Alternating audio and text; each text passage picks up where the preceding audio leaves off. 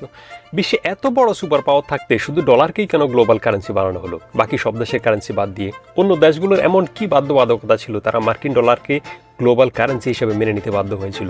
যত বড় পরাশক্তি হোক না কেন, আমেরিকা নিষেধাজ্ঞা দিলে কেন একটা দেশের অর্থনীতি রাতারাতি স্থির হয়ে পড়ে?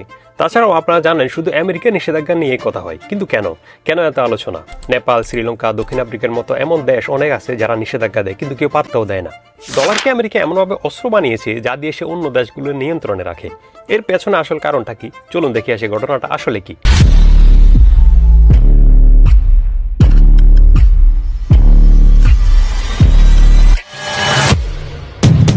হাজার বছর আগে কিন্তু মুদ্রা বলে কিছু ছিল না। তখন মানুষ বিনিময় প্রথা ব্যবহার করতো। অর্থাৎ আপনার কাছে টমেটো আছে, আপনার চাল দরকার, তখন আপনি চালওয়ালার কাছ থেকে চাল নিতে পারতেন যদি চালওয়ালারও আপনার টমেটো প্রয়োজন ছিল তখন। এভাবে মানুষ প্রয়োজন অনুযায়ী পণ্য সেবা বিনিময় করত। কিন্তু এই পদ্ধতিতে অনেক সমস্যা ছিল। ধরেন আপনার কাছে টমেটো আছে, আপনার দরকার চালের, কিন্তু চালওয়ালার আপনার টমেটো দরকার নেই, সে চায় মাছ, তাহলে কিন্তু লেনদেন হবে না। এই সমস্যাকে বলে ডাবল কোইন্সিডেন্স অফ ওয়ান্টস। দুজনের চাহিদা একসাথে মিলতে হবে, তখনই লেনদেন হবে, যা খুবই কঠিন ছিল কখনো কখনো। শুধু এই সমস্যা না, আরও অনেক সমস্যা ছিল এই পদ্ধতিতে। ধরেন আপনি অনেক দূরে যাবেন ব্যবসায়িক কাজে, সেক্ষেত্রে সোনার উপর মুদ্রা বহন করা কষ্টকর ছিল, ভারী, চুরি হওয়ার ভয়, অর্থাৎ নিরাপদে পরিবহনের ঝামেলা। এই পরিস্থিতি মাথায় রেখে একটা চমৎকার সমাধান বের হলো একটা সময়, বড় লেনদেন না, শুধু সব ধরনের লেনদেনের জন্য। সমাধানটা হলো এরকম: কেউ ঢাকা থেকে চট্টগ্রাম যাচ্ছে সোনা নিয়ে ব্যবসায়িক কাজে, সে ঢাকায় এক ব্যবসায়ীকে সেই সোনা জমা রাখলো এবং ব্যবসায়ী তাকে সই করা একটা কাগজ দিল। চট্টগ্রাম পৌঁছে সেই সই করা কাগজ সেখানকার এক ব্যবসায়ীকে দিল, ব্যবসায়ী তাকে সমপরিমাণ সোনা দিয়ে দিল। পথে সোনা বহনের ঝামেলা শেষ। আজকের দিনে যে হুন্ডির কথা শুনি আমরা, সেটা এই পুরনো পদ্ধতির উপর ভিত্তি করেই। আর যে সই করা কাগজ সেটা মুদ্রায় পরে পরিণত হয়। আজকে নোটও লেখা থাকে, চাহিবা মাত্র উহার বাহককে এক্স অ্যামাউন্ট টাকা দিতে বা মুদ্রা দিতে বাধ্য থাকিবেন। 1954 সালে চীনে এই পদ্ধতিকে সুশৃঙ্খলভাবে রূপ দেওয়ার জন্য চীনে ব্যাংক স্থাপন করা হয়। মানুষ ব্যাংকে সোনা, তামা, লোহা জমা দিয়ে ব্যাংক নোট নিত এবং সেই নোট দিয়েই ব্যবসা শুরু করত বা নিজেদের কাজে ব্যবহার করত। পরে মার্কো পোলো 1300 শতাব্দীতে চীনে এই পদ্ধতি দেখে ইউরোপও একই কাগজের মুদ্রা চালু করে। ইউরোপে এই মুদ্রার নাম ছিল পাউন্ড স্টার্লিং। সেই সময় এক স্টার্লিং সমান ছিল 7.3 গ্রাম সোনা। পরে অন্য দেশগুলো নিজেদের মধ্যে একইভাবে মুদ্রা ব্যবস্থা চালু করে। এরপর আন্তর্জাতিক বাণিজ্যেও কাগজের মুদ্রা ব্যবহার করা শুরু হলো।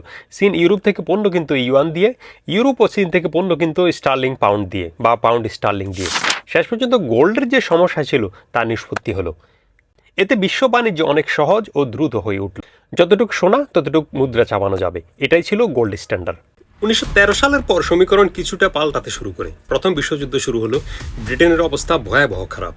প্রায় 8 বিলিয়ন পাউন্ডের ঋণ ব্রিটেনের কাঁধে, যা ছিল সেই সময়ের হিসেব অনুযায়ী তাদের জিডিপির মোট 25%, এবং তাদের গোল্ডের মজুদ অলমোস্ট শূন্য হয়ে গেছে।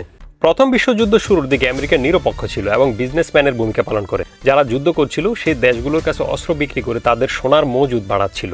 পরে যুদ্ধে যোগ দিলেও অস্ত্র, খাদ্যশস্য সরবরাহ করে প্রচুর মুনাফা লাভ করে।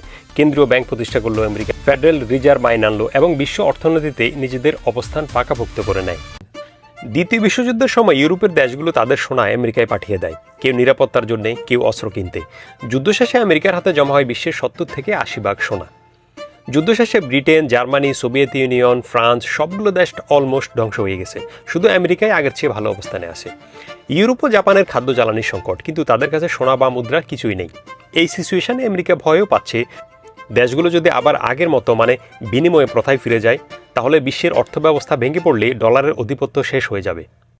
1944 সাল আমেরিকার নিউ হ্যাম্পশায়ার মাউন্ট ওয়াশিংটন হোটেলে 44টি দেশের 700 জন প্রতিনিধি একসাথে বসলেন এক ঐতিহাসিক বৈঠকে, যার নাম ব্রেটন উডস কনফারেন্স। এই একটি বৈঠকই বদলে দেয় গোটা বিশ্বের অর্থনীতির ভাগ্য। উদ্দেশ্য ছিল নতুন আন্তর্জাতিক আর্থিক ব্যবস্থা গড়া। আমেরিকা টেবিলে একটা প্রস্তাব রাখলো, সব দেশ নিজেদের মুদ্রার বদলে মার্কিন ডলারে লেনদেন করবে। আমেরিকা গ্যারান্টি দিচ্ছে 1 আউন্স সোনার বিনিময়ে সবসময় $35 দেওয়া হবে। বিশ্বব্যাংক ও আন্তর্জাতিক মুদ্রা তহবিল গঠন করা হবে, যেটাকে IMF বলা হয়। যুদ্ধ বিধ্বস্ত দেশগুলোকে ঋণ দেওয়া হবে, তবে সেই ঋণ দেওয়া হবে ডলারে এবং ফেরতও দিতে হবে ডলারে। এর পাশাপাশি আমেরিকা মার্শাল প্ল্যান ঘোষণা করলো।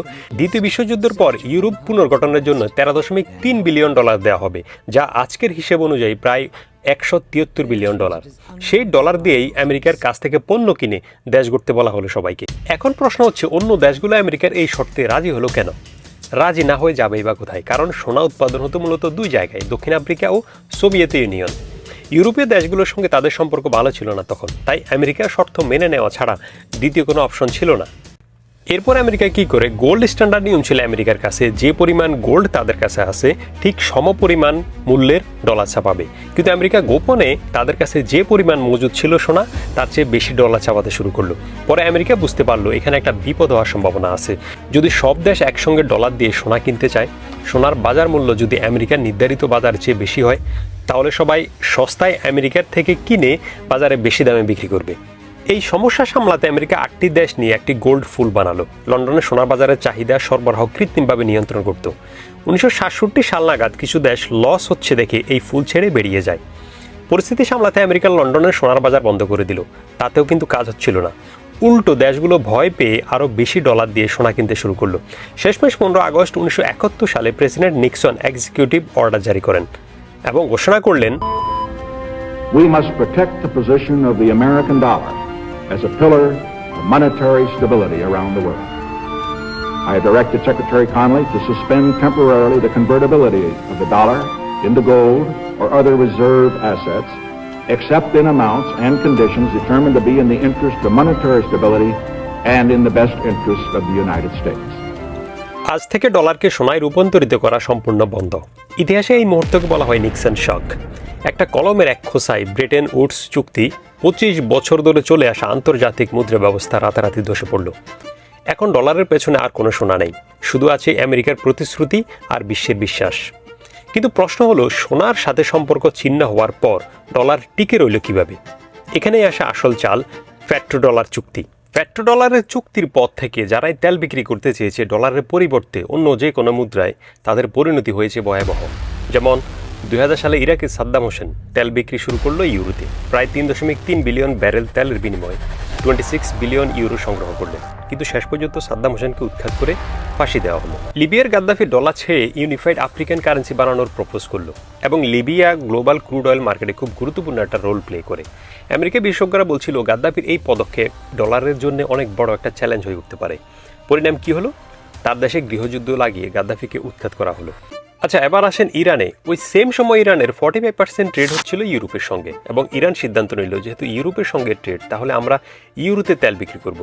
ইরানের এই সিদ্ধান্তের জন্য আমেরিকা ইরানের উপর ভয়ঙ্কর লেভেলের স্যাংশন দেয় ওই সময়, এবং ইরানের এই প্ল্যান ওই সময় বাদ হয়ে যায়। এরপর ইরানের কি হয়েছে বা বর্তমান সময় ইরানের কি হচ্ছে আমরা সবাই জানি। কয়েকদিন আগেই তো আমেরিকা ইসরায়েল যৌথ বিমান হামলা আয়াতুল্লাহ আলী খামেনি মারা যায় বা হত্যা করা হয়। যাই হোক, স্পষ্ট একটা কথা হচ্ছে, ডলারের বিরুদ্ধে দাঁড়ানো মানে হচ্ছে আমেরিকার বিরুদ্ধে দাঁড়ানো। তারপরও বর্তমানে ডলারের বিরুদ্ধে দুটি সম্ভাব্য রাস্তা আলোচনায় দেখা যাচ্ছে। একটা হচ্ছে ইউয়ান আর একটা হচ্ছে ব্রিক্স কারেন্সি। ইউয়ান কিন্তু এখন আন্তর্জাতিক আস্থা পুরোপুরি অর্জন করতে পারেনি, তবে ব্রিক্স তৈরি হয়েছিল সর্বপ্রথম 5টি দেশ নিয়ে, ব্রাজিল, রাশিয়া, ভারত, চীন, দক্ষিণ আফ্রিকা। পরে আরও 5টি দেশ যোগ হয়, সৌদি আরব, ইউএই, ইরান, ইজিপ্ট ও ইথিওপিয়া। এই সদস্য দেশগুলোর কারেন্সি মিলিয়ে একটি সম্মিলিত কারেন্সি বানাবে যা আমেরিকান ডলারের উপর নির্ভরতা কমাবে। এবং 2022 সালে এই ব্রিক্সের কথা একটু বেশি হচ্ছিল বিকজ অফ রাশিয়া ইউক্রেন যুদ্ধের পর আমেরিকা রাশিয়ার $300 বিলিয়ন বিদেশি রিজার্ভ জব্দ করে দেয়। এই ঘটনা দেখে অনেক দেশ ভয় পায়, রাশিয়ার মতো দেশের রিজার্ভের এই অবস্থা হলে আমাদের রিজার্ভ কি আজও নিরাপদ? এই কনসেপ্টগুলো এখনও কিন্তু অন পেপারেই রয়েছে, এগুলো সম্ভব হবে কিনা এটা সময় বলবে। তবে আপাতত ডলারের উপর গ্লোবাল যে নির্ভরতা এটা একই রকম রয়েছে।